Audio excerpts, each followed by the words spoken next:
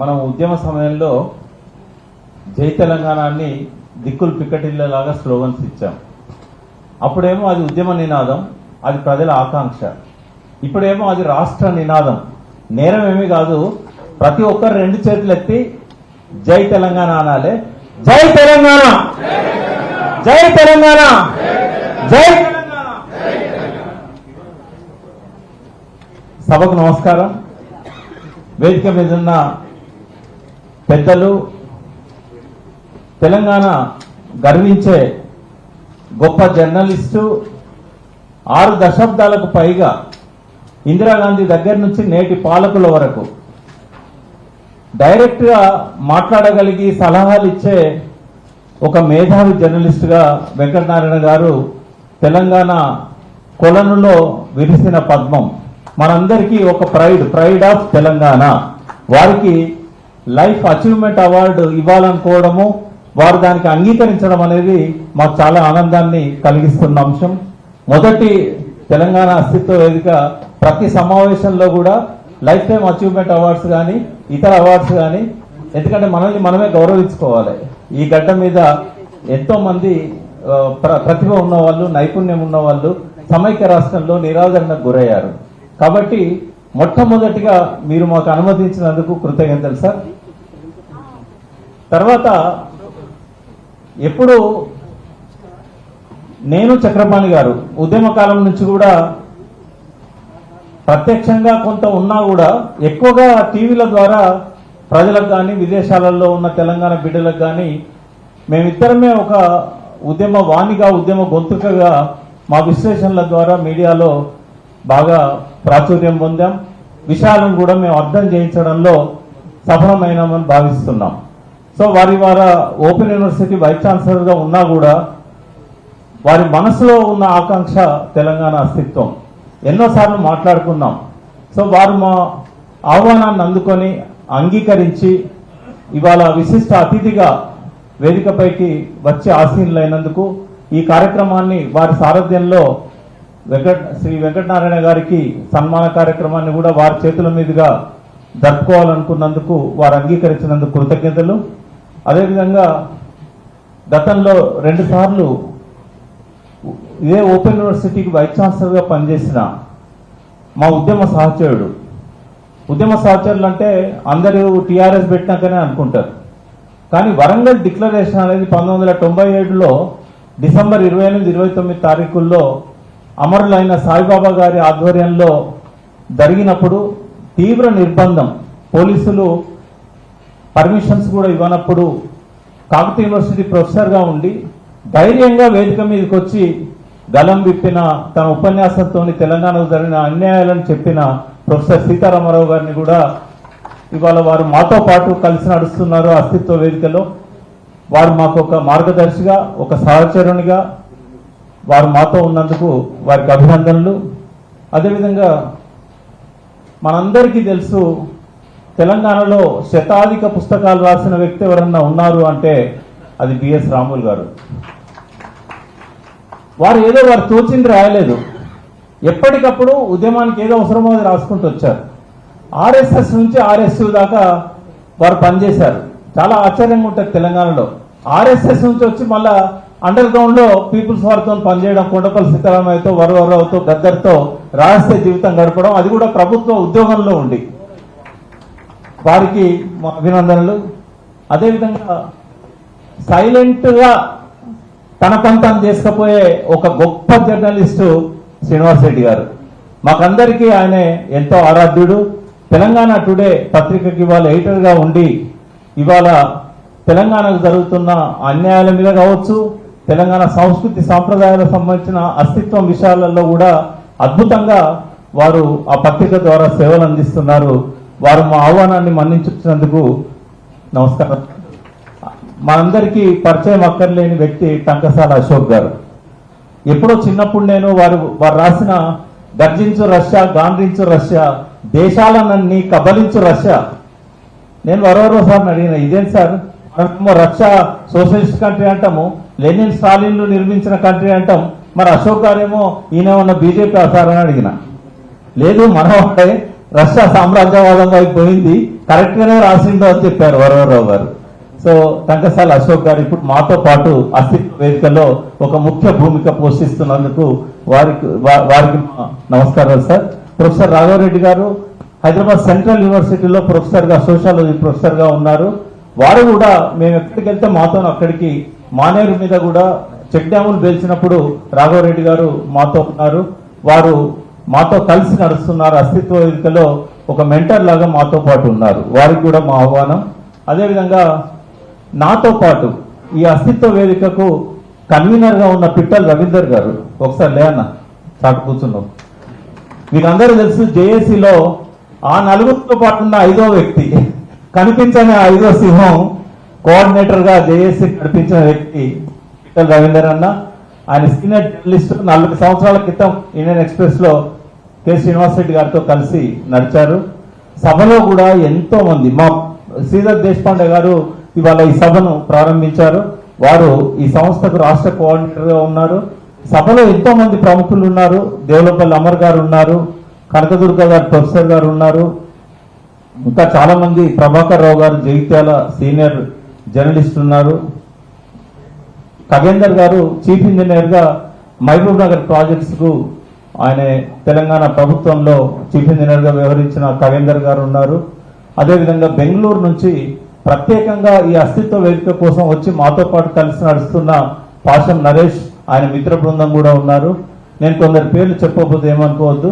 అట్లాగే డిఆర్డిఓలో పనిచేస్తున్న చంద్రశేఖర్ గారు ఉన్నారు. ఇంకా పెద్దలు చాలా మంది సభలో ఉన్నారు. వారందరికీ కూడా మా ఆహ్వానం.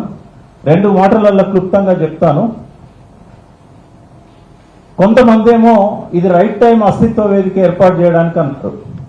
కానీ నా మటుకు నాకు అనిపిస్తుంది 12 ఏళ్ళు ఆలస్యమైందని అనిపిస్తుంది.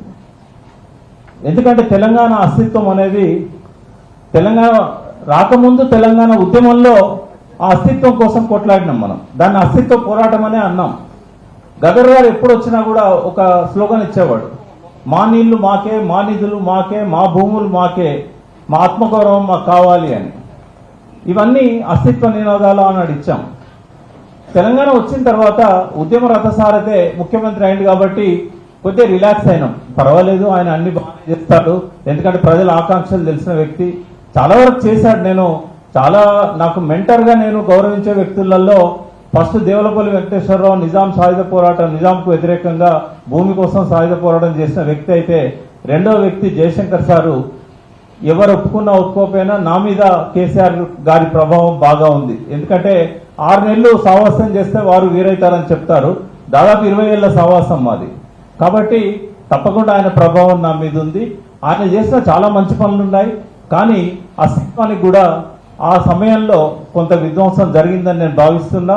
ఒకటి, ఇసుక యథేచ్ఛగా తోడుకోవడానికి అనుమతులు ఇవ్వడం అనేది, అది నదికి ఒక ఆక్సిజన్ లాంటిది. ఇసుక మనకి ఎట్లయితే గుండెకాయ ఉంటుందో లంగ్స్ ఉంటాయో, లంగ్స్ అనేది మనిషికి ఎంత ముఖ్యమో ఇసుక అనేది నదికి కానీ జలాశయాలకు కానీ అంత అవసరం అది.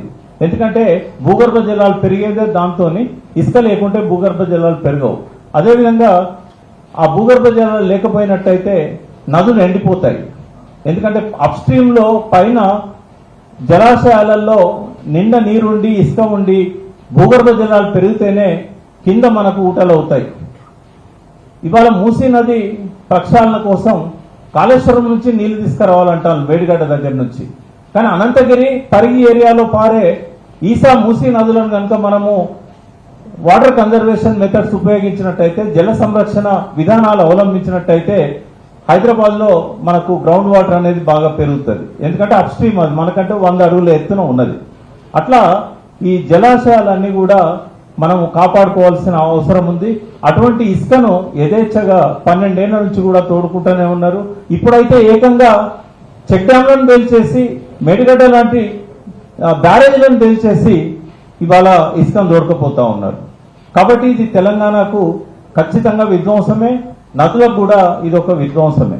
అదేవిధంగా గుట్టలు, మనము ప్రకృతిని మన ఇష్టం వచ్చినట్టుగా నాశనం చేసే హక్కు మనకు లేదు. We are guardians. మనం 4 రోజులు బతుకుండి పోయేవాళ్ళం.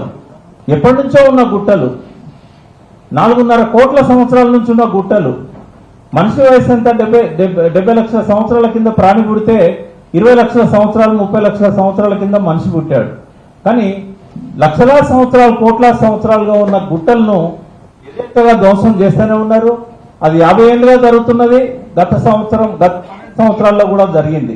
అందుకే అస్తిత్వ వేదిక అనేది 2014లోనే ఏర్పడి ఉంటే ఈ గుట్టల విధ్వంసానికి, అదేవిధంగా ఈ నదుల్లో ఇసుక తోడుకోవడానికి, బాగుల్లో ఇసుకను తీసేయడానికి వ్యతిరేకంగా మనం గలం విప్పే వాళ్ళం, ఎంతో కొంత బ్రేక్ బడి ఉండేది. కాబట్టి late is better than never అంటారు. ఆలస్యంగానైనా ఇవాళ మనం సమావేశమై ఈ కార్యక్రమాన్ని ముందుకు తీసుకెళ్తున్నాం. ఇంకొక 2 మాటలు చెప్పి నేను ముగిస్తాను. తెలంగాణ అస్తిత్వ వేదిక ఏం చేస్తుంది? అందరూ అనుకుంటారు ఇది రాజకీయాలు, మన మీద తేజస్వి సూర్య లాంటి వాళ్ళు మాట్లాడిన మాటలకు, ఆంధ్రలో ఉన్న కృష్ణదేవరాయలు లాంటి ఎంపీ పార్లమెంట్లో మనం నిందించినందుకు తప్పకుండా గొంతు విప్పుతాం, వాళ్ళని నిలదీస్తాం, ప్రజలతోని వాళ్ళని నిలువరిస్తాం. కానీ అంతవరకే పరిమితం కాదు అస్తిత్వ వేదిక. ఒక ముఖ్యమైన విషయాన్ని నేను చెప్తాను. ఇక్కడ జీవన విధ్వంసం జరుగుతూ ఉంది. జీవన విధ్వంసంతో పాటు ప్రకృతి విధ్వంసం జరుగుతూ ఉంది. ప్రకృతి విధ్వంసంతో పాటు మన శరీర విధ్వంసం జరుగుతుంది, మన మేధస్సు విధ్వంసం జరుగుతూ ఉంది. ఈ 4 అంశాల మీద 2 నిమిషాలు మాట్లాడతాం. ఒకటి, ప్రకృతి విధ్వంసం మనందరికీ తెలుసు. కన్న తల్లిలా భావించే నదుల్లో మలమూత్రాలను వదిలేస్తే పర్వాలేదు, కానీ విష పదార్థాలను, కెమికల్ ఏవైతే రసాయనిక పదార్థాలను ఇక్కడ ఫార్మా ఇండస్ట్రీస్ కావచ్చు, ఎరువుల కంపెనీలు కావచ్చు, పురుగు మందుల కంపెనీలు కావచ్చు, భయంకరమైన విషయాన్ని ఇవాళ నదులలో వెదజల్లుతూ ఉన్నారు. కేవలము నీళ్లు మాత్రమే కాలుష్యం అయితే లేవు, వాటి పర్యావరణం మొత్తం, అంటే బయోడైవర్సిటీ అంటాం, జీవావరణం. నది అనేది మన ఒక్కరి కోసమే కాదు. నది అనేది అది ఒక 84 లక్షల జీవరాశులకు అది నిలయం. సో నదుల పట్ల ఏ రకమైన శ్రద్ధ లేకపోగా అది కాలుష్య కాసారంగా మారడానికి ఫస్ట్ కారణం ప్రభుత్వాలే, ఆ తర్వాత పారిశ్రామిక అధిపతులు.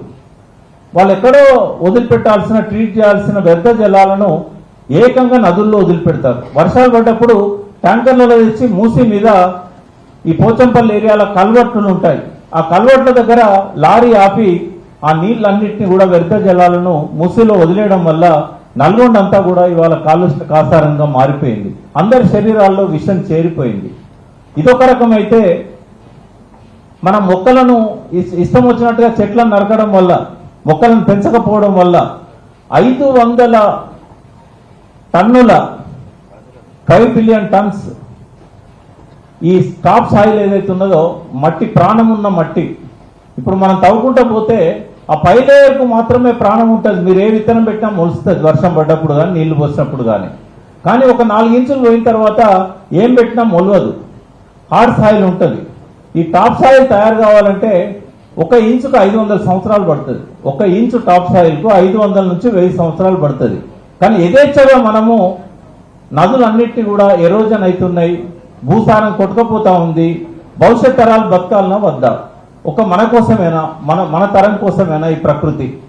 కాబట్టి ఆ మట్టిని కూడా మనము రసాయనిక ఎరువులతోని విషతుల్యం చేసి, అయితే ఒక మాట చెప్పదలుచుకున్నా, మన తల్లిని ఎవరన్నా ఏమన్నా అన్నా మనం క్షమిస్తాం కావచ్చు, మన కుటుంబ సభ్యుల మీద ఎవరి మీద చేయబడ్డా కూడా మనం క్షమిస్తాం కావచ్చు, ఎందుకంటే గాంధీ మహాత్ముని వారసులం కాబట్టి. కానీ పంచభూతాలు మనల్ని క్షమించవు. మట్టిని విషతుల్యం చేస్తే మట్టి మనకు క్యాన్సర్ ఇస్తున్నది. నీళ్లను కాలుష్యమయం చేస్తే నీళ్లు మనకు అనేక రకాల జబ్బులకు కారణమవుతున్నది. గాలిని విషతుల్యం చేసి ఇవాళ ఆక్సిజన్ దొరకకుండా చేసినందుకు 8 మందిలో 1 శ్వాసకోశ వ్యాధులతో బాధపడతా ఉన్నారు. ఈ రకంగా మనము ప్రకృతిని విధ్వంసం చేసుకుంటూ పోతే మన ముందు తరాలు ఎట్లా బతకాలి? ఇవాళ గ్రాండ్ చిల్డ్రన్ కోసం 100 కోట్లు 1000 కోట్లు సంపాదిస్తున్నామే, ఒక మంచి భవిష్యత్తును సంపాదించలేమా? వాళ్ళకు ఒక జీవన భద్రత కల్పించలేమా మనం? కాబట్టి తెలంగాణ అస్తిత్వ వేదిక నోరు లేని నదులకు గొంతునిస్తుంది, నోరు లేని పర్యావరణాన్ని గొంతునిస్తుంది, నోరు లేని 24 లక్షల జీవరాశులకు గొంతుకైతాం. అంతిమంగా ఈ ప్రకృతిని, పంచభూతాలను కాపాడుకుందాం. ఇంకొక మాట చెప్పి ముగిస్తాను. మనందరికీ కూడా ఒక రకమైన షాక్లోకి నెట్టే విషయాన్ని నేను చెప్పబోతున్నా. ఇవాళ పంచభూతాలకు ప్రతిరూపమే మన శరీరం.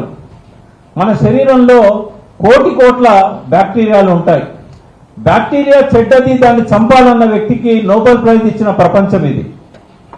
కానీ హ్యూమన్ మైక్రోబయామ్ ప్రాజెక్టు 2008 నుంచి 16 దాకా జరిగిన తర్వాత మన ఆలోచనలు, మన బతుకు, మన జబ్బులు రాకుండా మనం ఆరోగ్యంగా ఉండాలంటే మన శరీరంలోని అన్ని ఆర్గన్స్ ను పనిచేస్తున్న ఈ బ్యాక్టీరియాలే అనే ఒక చేదు నిజం తెలుసుకున్నారు.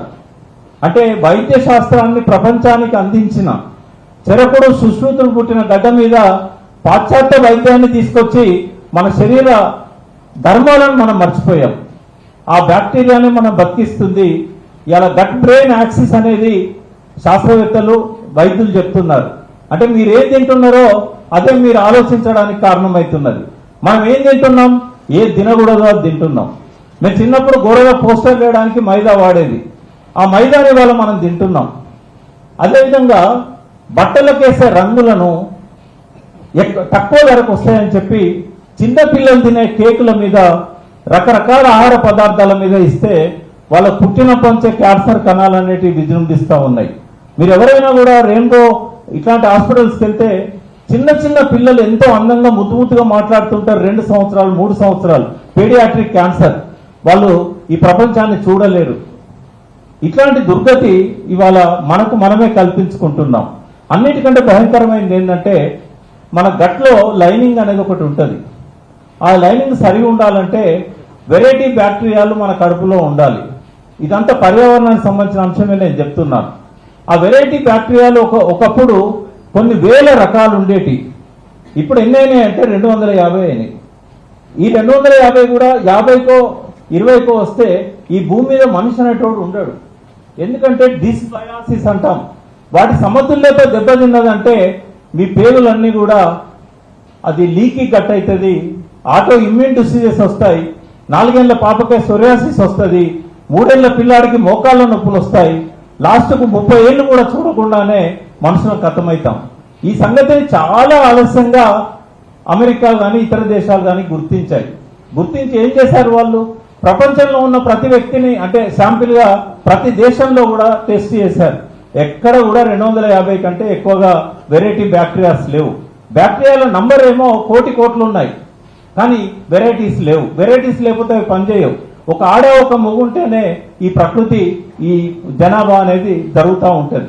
కాబట్టి 2 రకాల పేర్స్ లో ఉండకపోతే గట్ బ్యాక్టీరియా అనేది పనిచేయద్దు. దాన్ని డిస్బయాసిస్ అంటాం. మరి ఇప్పుడు వాళ్ళు ఎక్కడెక్కడ వెతుకుతున్నారు ఆ పోయిన వెరైటీల కోసం? ఆదివాసీలలో పోయి వాళ్ళ మోషన్ ను టెస్ట్ చేసి అందులో ఎన్ని రకాల బ్యాక్టీరియాలు చూస్తే చైనాలో, జపాన్లో మాత్రమే 1250 రకాల బ్యాక్టీరియాలు దొరికాయి. అది ఎట్లా మరి తీసుకోవాలి? వాళ్ళకి స్పెషల్ టాయిలెట్స్ కట్టించారు. వాళ్ళు మోషన్ పోతే డబ్బాలలో దాన్ని నెల రోజుల తర్వాత తీసుకొని పొడిగా అయిన దాన్ని మళ్ళీ ల్యాబొరేటరీలోకి తీసుకెళ్లి బ్యాక్టీరియాను సపరేట్ చేసి -70 degrees దగ్గర ఫ్రీజ్ చేసి హాంకాంగ్ లో స్టూల్ బ్యాంక్స్ అని పెట్టారు. అంటే ఇవాళ మనం ఏ స్థాయికి దిగజారినామంటే చైనాలో ఆదివాసీల మోషన్లో నుంచి బ్యాక్టీరియాను లక్షలు పోసి కొనుక్కునే స్థాయికి వచ్చాం. అది కొందామన్నా మన శక్తి చాలదు, హాల్లో ఉన్న ఎవరి శక్తి చాలదు, లక్షల్లో ఉంటాయి. అవి మళ్ళీ మనం కడుపులోకి క్యాప్సూల్స్ లాగా వేసుకోవాల్సిన దుర్గతిలోకి నెట్టబడ్డాం. ఇది జీవన విధ్వంసం, శరీర విధ్వంసం, మేధస్సు విధ్వంసం, పర్యావరణ విధ్వంసం.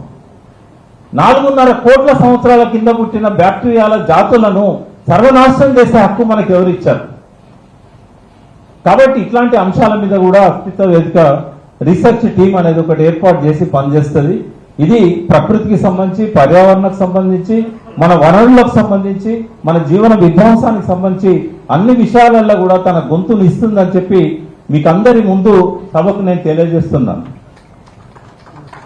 ఇలా చెప్పుకుంటూ పోతే సమయపాలన నేనే పాటించకపోతే స్పీకర్స్ పాటించే అవకాశం లేదు కాబట్టి ఇప్పటికే ఎక్సీడ్ అయినా. Thank you for giving this opportunity. So ఇప్పుడు పిట్టల రవీందర్ గారు తెలంగాణ అవగాహన పత్రం, అంటే తెలంగాణ అస్తిత్వ వేదిక అవగాహన పత్రం గురించి చదవడానికి టైం సరిపోదు కాబట్టి క్లుప్తంగా ఎక్స్ప్లెయిన్ చేయాలని చెప్పి కోరుతున్నాను. Thank you.